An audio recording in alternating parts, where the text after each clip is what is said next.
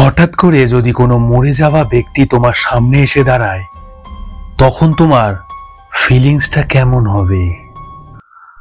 ভূত, আভাস, গল্প নয়, বাস্তব। হ্যালো এভরিওয়ান, তোমাদের সবাইকে স্বাগত আমার এই চ্যানেলে। আমি তোমাদের হোস্ট অভিষেক চলে এসেছি আবার একটা নতুন সত্যি ভৌতিক ঘটনা নিয়ে। এখন থেকে প্রত্যেক মঙ্গলবার এবং শুক্রবার ঠিক রাত 10টায় তোমাদের জন্য নিয়ে আসবো আরো বেশি ভয়। অর্থাৎ প্রত্যেক মঙ্গলবার এবং শুক্রবার ভূতাভাস তোমাদের জন্য নিয়ে আসবে হাড় হিম করা সত্যি ভৌতিক ঘটনা। আরো আপডেট পেতে আমাদের ফেসবুক পেজটা ফলো করে দিও, আমি ডেসক্রিপশনে সেটার লিংক দিয়ে দিচ্ছি।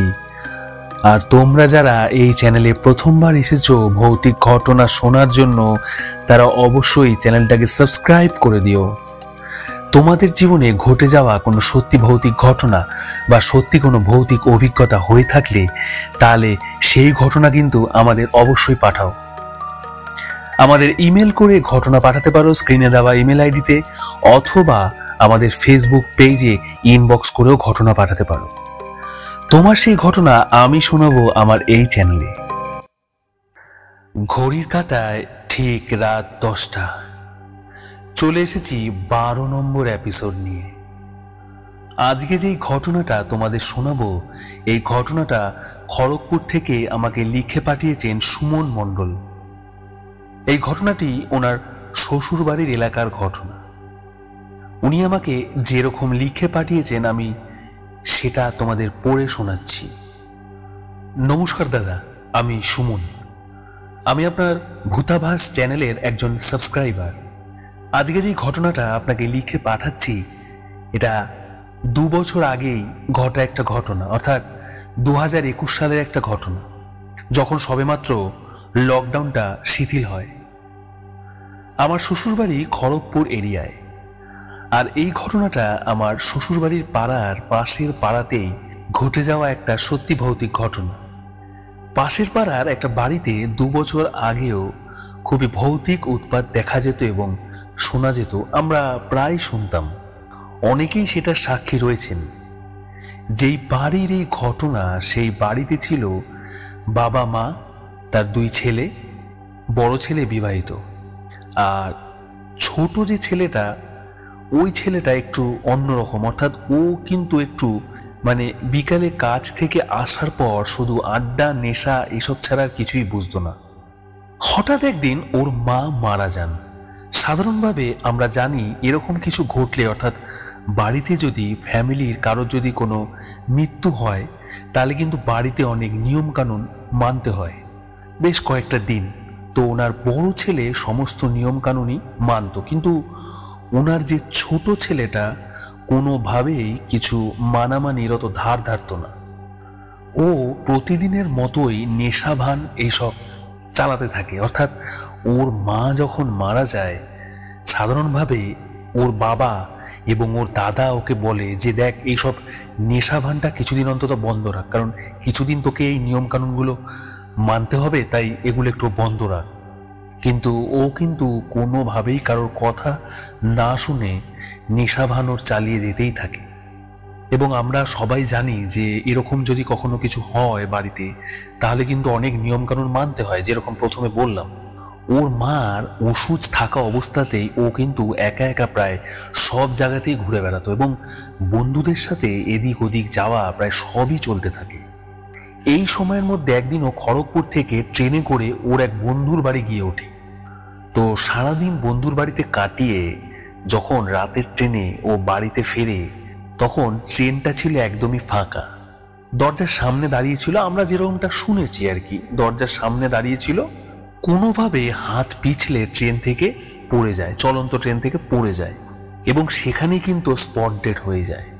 আর ব্যাপারটা ওর মা মারা যাওয়ার মাত্র 6 দিন পরেই ঘটে। নিয়ম মতন বাড়ির বড় ছেলে মায়ের শ্রাদ্ধ শান্তির সমস্ত নিয়ম সম্পূর্ণ করে এবং তখনও তো ভাইয়ের কাজ সম্পূর্ণ হতে, অর্থাৎ শ্রাদ্ধ শান্তি হতে প্রায় 6 থেকে 7 দিন বাকি। যেহেতু ওর ভাইয়ের মৃত্যুটা স্বাভাবিক ছিল না, তাই তারপর থেকে বাড়িতে শুরু হয় নানা রকম ভৌতিক ঘটনা। বাড়িটার মধ্যে ছিল 4টে ঘর। একটাতে থাকতো ওর বাবা মা, একটাতে থাকেন ওর দাদা বৌদি, আর আরেকটা ছিল ওর ঘর, আর আরেকটা যে ঘর ছিল ওটা ছিল স্টোর রুম। প্রতিদিন রাতের বেলা ওই ছোট ছেলেটা, মানে ওই বাড়ির যে ছোট ছেলেটা, ওর ঘর থেকে বিভিন্ন রকম আওয়াজ পাওয়া যেত। অর্থাৎ ওর বাড়ির লোকরা ওই ঘর থেকে খুব আওয়াজ পেত, হয়তো বিছানায় শুচ্ছে বা বিছানা থেকে উঠে ঘরের মধ্যে হাঁটছে, এইরকম শব্দ। অর্থাৎ ওই বাড়ির ছোট ছেলে যখন ওই ঘরের মধ্যে থাকতো তখন ও যেরকম, মানে ঘরে মানুষ একটা থাকলে যেরকম আওয়াজ হতো, যেমন হাঁটা চলা, খাটে শোয়া বা খাট থেকে ওঠা, উঠে এদিক ওদিক হাঁটা, বাথরুমে যাওয়া, সেই রকম কিন্তু আওয়াজ পাওয়া শুরু হয়। এবং আর ওর বাড়ির লোকেরা প্রতিদিন রাতেই কিন্তু এইসব আওয়াজ শুনতে পেত, কিন্তু কোনোদিনও দরজা খুলে দেখার সাহস হতো না। তারপর যেহেতু ছোট ছেলেটা প্রতিদিন রাতের বেলা ঘরে মদ্যপান করে ঢুকতো, সেরকম প্রতিদিনই ওর ঘর থেকে মদের গন্ধ পাওয়া যেত, গাঁজার গন্ধ পাওয়া যেত। অর্থাৎ মানে ওই টাইমটার পরেই ওই ঘর থেকে একটা ওরকম টাইপের গন্ধ, মানে ও ঘরে ঢোকার পরে যেরকম গন্ধ পাওয়া যেত, ওর বাড়ির লোকেরা যেরকম গন্ধ পেত, যেহেতু ও প্রতিদিনই নেশা করে ঘরে ঢুকতো, ওরকমই কিন্তু এক গন্ধ ওর বাড়ির লোক পায়, মানে পেতে থাকে আর কি, অনুভব করতো।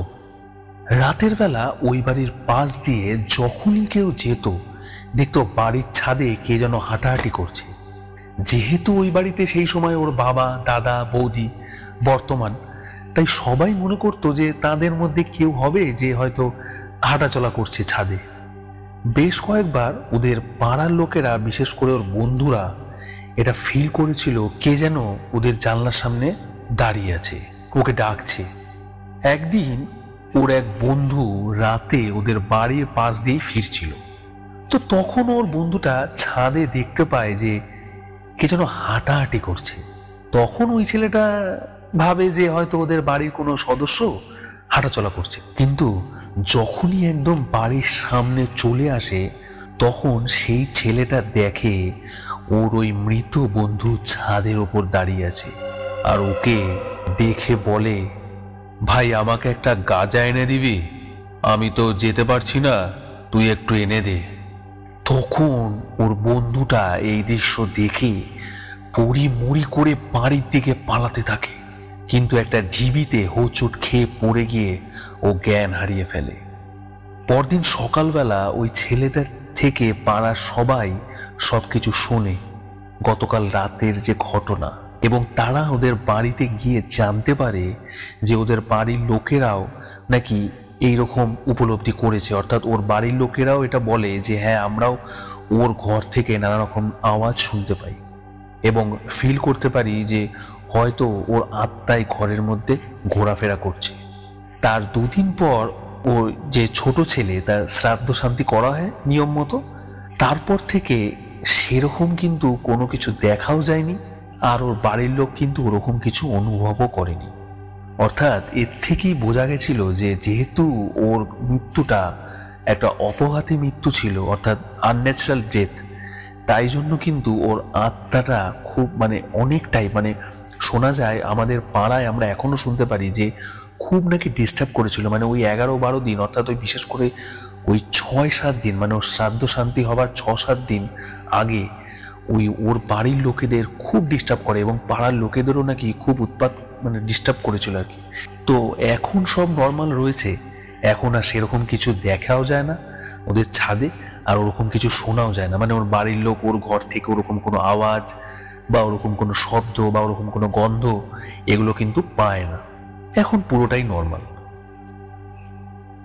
তো এটাই ছিল আমাদের পাশের পাড়ার ঘটে যাওয়া একটা সত্যি ভৌতিক ঘটনা, যেটা আমি তোমাকে লিখে পাঠালাম, পড়ে শুনিও, অপেক্ষা করব।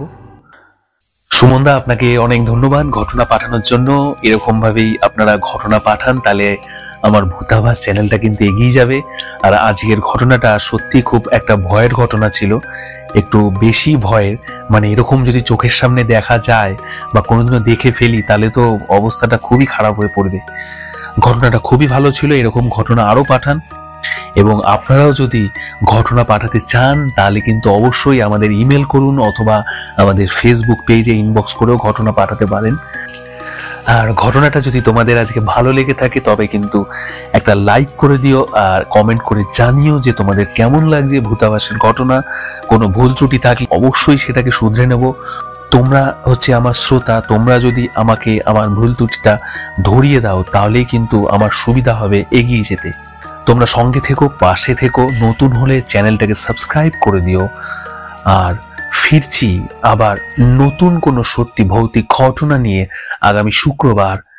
ততক্ষণ গুড নাইট।